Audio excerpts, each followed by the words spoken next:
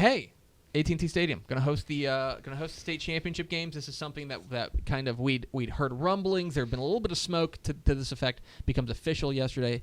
They're going to be 14 through 17, 4 triple headers.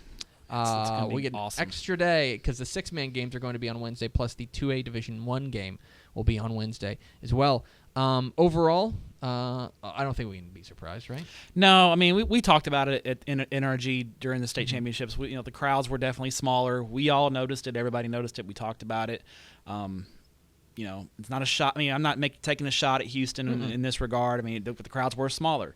Me personally, I don't mind them rotating around because I get a free trip out of the deal. So sure. I don't have anything invested. I'm not like a Dallas homer that says, they have to be at AT&T. I'd like them to rotate, but the crowds were noticeably smaller, and I think that part of that, from my personal opinion, I don't have any facts to back this up, but I think a part of the reason was newer schools showing up. It was new in Houston. I don't think it was promoted well in the city, and then I think the local unattached general Joe Blow football fan, I don't think came out in numbers like they came out at AT&T Stadium. There's a certain I think that there was a confluence of events that led to that. First and foremost is let's take into account that AT&T Stadium is a freak, okay? And much like freak shows, people want to go see the freak show. The Death Star, yeah. And AT&T Stadium is a freak. NRG Stadium, a very nice stadium that is ultimately not very different from a lot of other really nice stadiums around the nation. Definitely right? agree with that. I think the stadium's an attraction. It's an attraction in itself. It's the cheapest you're ever getting in that park, right? Yeah. It's the cheapest you're ever getting in. So I think that's one thing.